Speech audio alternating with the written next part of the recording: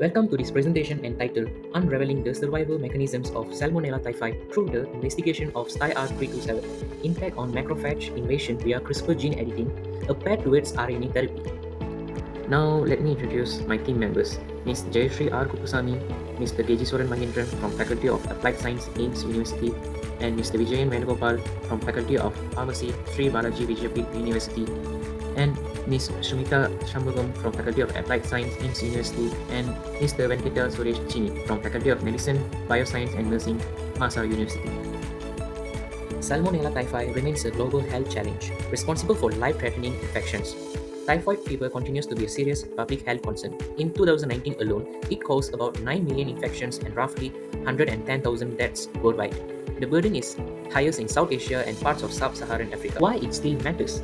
Even though antibiotics are used to treat typhoid, resistance in Salmonella typhi is spreading quickly. While the typhoid conjugate vaccine, or TCV, is effective, it has not yet been widely introduced in many endemic countries.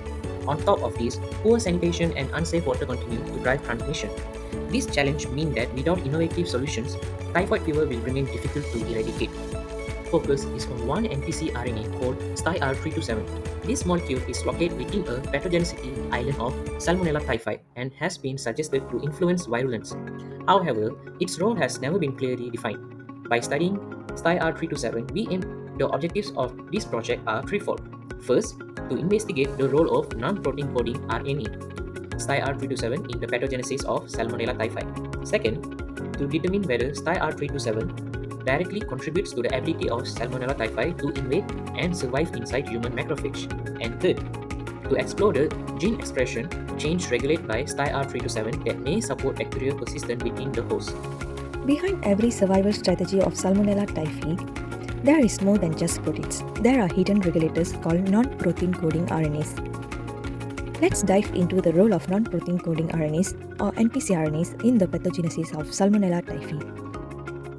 So, among these hidden regulators, one NPCRNA has caught our attention is STYR327.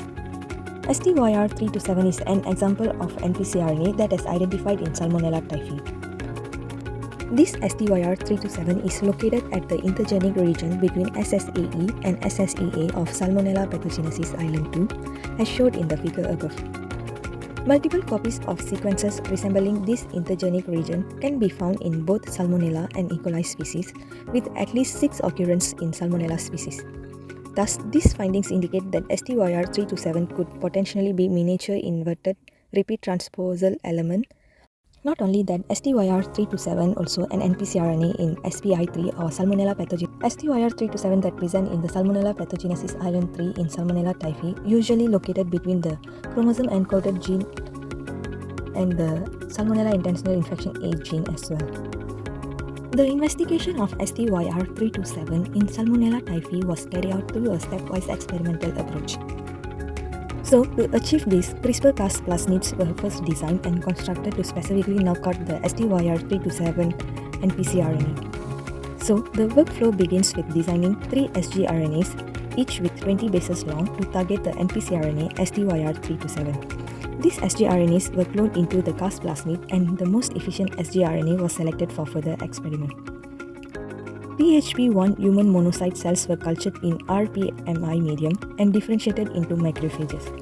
These macrophages were infected with Salmonella typhi strains at a multiplicity of infections of 1 to 10. Time points at 0 to 12, 24 hours were selected to monitor intracellular survival and replication. Then, flow cytometry was carried out to quantify intracellular replication. In parallel, infected macrophages were lysed and bacteria were plated on LB-agar. The colony-forming unit assay provided direct counts of viable intracellular bacteria. After that, we also compared growth kinetics of wild-type and CRISPR knockout strains by monitoring the optical density 600 nanometers values. This experiment determined whether the NPCRNA knockout affected the bacterial growth rate. Followed by the RNA extraction, at where RNA was extracted from both exponential phase, wild-type and CRISPR knockout strains. Dry reagent and ethanol precipitation ensured high purity RNA, which make it more suitable for sequencing. Then, transcriptomic sequencing and analysis was carried out. High quality RNA samples with RNA values above 8 were sequenced using Illumina technology, and then generating transcriptomics datasets for downstream analysis. After that, 16 srRNA served as reference control. Then, gel electrophoresis and melting curve analysis confirmed product integrity. Quaternions play a crucial role in translating CRISPR findings into therapy. They protect the fragile RNA molecules, ensure efficient entry into the O cells, and can be engineered for precise delivery to infected macrophages. With their stability and controlled release properties, quaternions act as a bridge between target discovery through CRISPR and actual delivery of RNA-based therapies. In short, CRISPR tells us what to target, and quaternions provide the way out to deliver the treatment and make it more efficient. Here are our expected results and benefit for our project. This research explore a rarely studied gene NPC RNA STIR327 in Salmonella typhi. By applying CRISPR-Cas genome editing, we are investigating its role in macrophage invasion, which is a novel and precise approach. This work will result in at least 2 index publications, including one in a Web of Science journal and another in Scopus Index journal, ensuring wide academic impact. Our research contributes to all 5 dimensions of the quintuple helix model. For society, it enhances healthcare outcomes. For academia, it advances scientific knowledge. For government, it aligns with national healthcare policies. For industry, it opens opportunities for antimicrobial drug development. And for the environment, it addresses challenges related to antimicrobial resistance and climate-driven pathogen virulence. That's all from us. Thank you for watching.